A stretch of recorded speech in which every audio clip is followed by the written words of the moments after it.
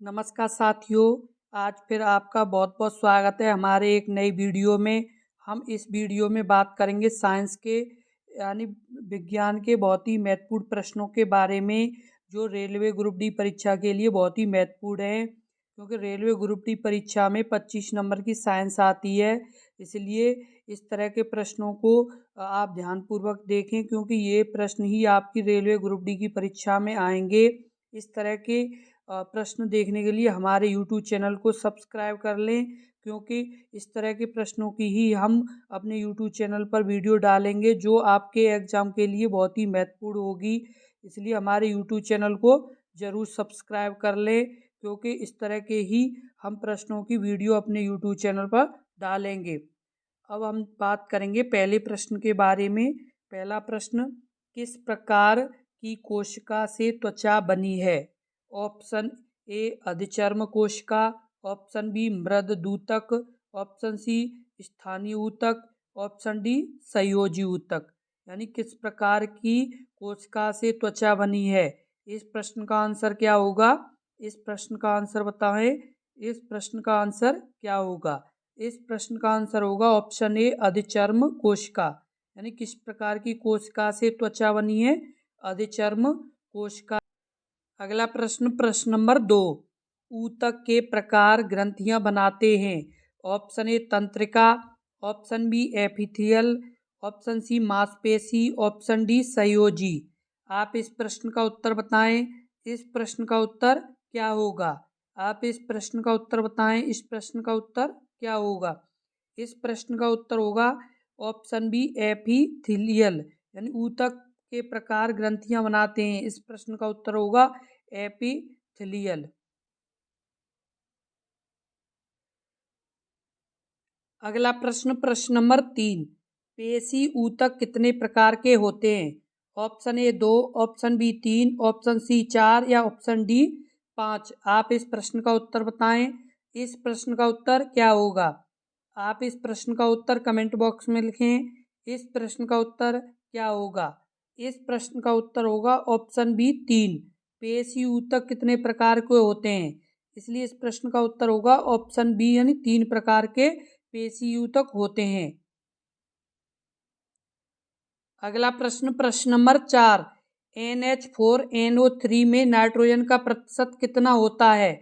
Option A 35%, option B 40%, option C 30% या option D 25%। यानी NH4NO3 में नाइट्रोजन का कितना प्रतिशत होता है? इस प्रश्न का उत्तर बताएं। इस प्रश्न का उत्तर क्या होगा? इस प्रश्न का उत्तर होगा ऑप्शन ए, यानी 35%। NH4NH3 में नाइट्रोजन का कितना प्रतिशत होता है? 35% होता है।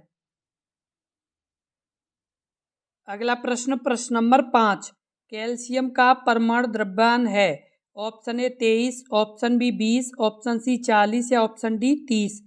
कैल्शियम का परमाणु द्रव्यमान है। इस प्रश्न का उत्तर बताएं। इस प्रश्न का उत्तर क्या होगा? इस प्रश्न का उत्तर कमेंट बॉक्स में लिखें। इस प्रश्न का उत्तर क्या होगा? यानी कैल्शियम का परमाणु द्रव्यमान है। इस प्रश्न का उत्तर बताएं। इस प्रश्न का उत्तर क्या होगा? इस प्रश्न का उत्तर होगा ऑप्शन सी 40 सही। यानी कैल्शियम का परमाणु द्रव्यमान है, यानी कितना होता है? 40 होता है। कृपया आगे वीडियो देखने से पहले एक बार वीडियो को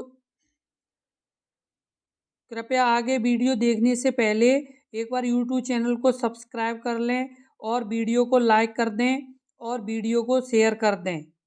अगला प्रश्न, प्रश्न नंबर 6, अमोनिया में N2 और H2 के द्रव्यमान का हमेशा अनुपात में होते हैं। Option A 3:14, option B 14:3, option C 8:3 या ऑप्शन डी 3:8। अमोनिया में N2 और H2 के द्रव्यमान हमेशा अनुपात में होते हैं। इस प्रश्न का उत्तर बताएं। इस प्रश्न का उत्तर क्या होगा? आप इस प्रश्न का उत्तर बताएं। इस प्रश्न का उत्तर क्या होगा? ये वेरी इंपॉर्टेंट प्रश्न है। इस तरह के प्रश्न रेलवे एग्जाम में जरूर पूछे जाते हैं। ये प्रश्न रेलवे की कई परीक्षाओं में आया हुआ प्रश्न है, इसलिए इस प्रश्न को अपनी नोटबुक में जरूर लिख लें। यानी इस प्रश्न का उत्तर क्या सही होगा? इस प्रश्न का उत्तर सही होगा ऑप्शन बी 14:3। यानी अमोनिया में N2 और H2 के द्रव्यमान हमेशा अनुपात में होते हैं। इस प्रश्न का उत्तर होगा 14:3 में होते हैं। अगला प्रश्न, प्रश्न नंबर 7। 746 वाट को क्या कहा जाता है? ऑप्शन ए अश्वशक्ति, option B 1 kilowatt, option C 1 pascal या ऑप्शन डी 1 जूल। यानी 746 वाट को क्या कहा जाता है? 1 अश्वशक्ति या 1 किलोवाट या 1 पास्कल या 1 जूल। आप इस प्रश्न का उत्तर बताएं। इस प्रश्न का उत्तर क्या होगा? ये वेरी वेरी इंपॉर्टेंट प्रश्न है। किस तरह का? वेरी वेरी इंपॉर्टेंट प्रश्न है। ये प्रश्न रेलवे की ज़्यादातर परीक्षाओं में आया हुआ प्रश्न है। ये प्रश्न तो आपके रेलवे एग्जाम में किसी न किसी शिफ्ट में जरूर आएगा, इसलिए इस प्रश्न को अपनी नोटबुक में जरूर लिख लें और इस प्रश्न का उत्तर कमेंट बॉक्स में बताएं। इस प्रश्न का उत्तर क्या होगा? इस प्रश्न का उत्तर होगा ऑप्शन ए 1 अश्वशक्ति। यानी 746 वॉट को क्या कहा जाता है? 1 अश्वशक्ति कहा जाता है, 1 हॉर्स पावर कहा जाता है। अगला प्रश्न, प्रश्न नंबर 8। 1 किलोवाट बराबर यानी कितना होता है? ऑप्शन ए 3.6 इंटू 10⁵ जूल या ऑप्शन बी 3.6 इंटू 10⁻6 जूल या ऑप्शन सी 3.6 इंटू 10⁻⁻6 जूल या ऑप्शन डी 3.6 इंटू 10⁻⁻5 जूल। आप इस प्रश्न का उत्तर बताएं। इस प्रश्न का उत्तर क्या होगा? इस प्रश्न का उत्तर आप जरूर कमेंट बॉक्स में लिखिए। ये इम्पोर्टेंट प्रश्न है। किस तरह का इम्पोर्टेंट प्रश्न है? ये रेलवे की अभी तक की परीक्षाओं में कई शिफ्टों में आया हुआ प्रश्न है, इसलिए इस प्रश्न को अपनी नोटबुक में जरूर लिख लें। यानी 1 किलो वाट बराबर कितना होता है? इस प्रश्न का उत्तर क्या होगा? इस प्रश्न का उत्तर होगा ऑप्शन बी 3.6 इंटू 10⁻6 जूल। यानी 1 किलोवाट बराबर कितना होता है? इस प्रश्न का उत्तर होगा 3.6 इंटू 10⁻6 जूल। अगला प्रश्न, प्रश्न नंबर 9। 1 नैनोमीटर बराबर होता है? Option A 1/10⁻8 metre, option B 1/10 metre या ऑप्शन सी 1/10⁹ मीटर या ऑप्शन डी 1/10 - 9 मीटर। इस प्रश्न का उत्तर बताएं। इस प्रश्न का उत्तर क्या होगा? यानी इस प्रश्न का उत्तर बताएं। इस प्रश्न का उत्तर क्या होगा? ये वेरी वेरी इंपॉर्टेंट प्रश्न है। वेरी वेरी इंपॉर्टेंट प्रश्न है। ये रेलवे की ज़्यादातर परीक्षा में पूछा गया प्रश्न है। ये प्रश्न रेलवे की आगामी परीक्षाओं में पूछा जाएगा, इसलिए इस प्रश्न को अपनी नोटबुक में जरूर लिख लें। यानी 1 नैनोमीटर बराबर कितना होता है? इस प्रश्न का उत्तर होगा 1/10⁹ मीटर। कितना? 1 नैनोमीटर बराबर कितना होता है? 1/10⁹ मीटर। इस प्रश्न का उत्तर सही होगा। अगला प्रश्न, प्रश्न नंबर 10। ऊतक हमारे मुंह की आंतरिक स्तर को बनाता है?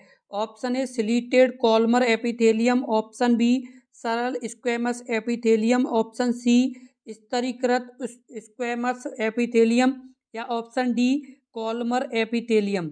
आप इस प्रश्न का उत्तर बताएं। इस प्रश्न का उत्तर क्या होगा? यानी ऊतक हमारे मुंह की आंतरिक स्तर को बनाता है। इस प्रश्न का उत्तर क्या होगा? इस प्रश्न का उत्तर होगा सरल स्क्वेमस एपिथेलियम बनाता है। ऊतक हमारे मौखिक आंतरिक स्तर को बनाता है, यानी सरल स्क्वेमस एपिथेलियम ऊतक बनाता है। इस तरह की वीडियो देखने के लिए हमारे यूट्यूब चैनल को सब्सक्राइब कर लें, क्योंकि हम इस तरह की ही महत्वपूर्ण प्रश्नों की वीडियो अपने यूट्यूब चैनल पर डालेंगे, जो आपके रेलवे एग्जाम के लिए बहुत ही महत्वपूर्ण होगी। और हम इस तरह के ही और साइंस के बहुत ही महत्वपूर्ण प्रश्नों की वीडियो अपने यूट्यूब पर चैनल पर डालेंगे, जो आपके एग्ज़ाम के लिए बहुत ही महत्वपूर्ण होगी, इसलिए हमारे यूट्यूब चैनल को ज़रूर सब्सक्राइब कर लें और वीडियो को शेयर कर दें। धन्यवाद।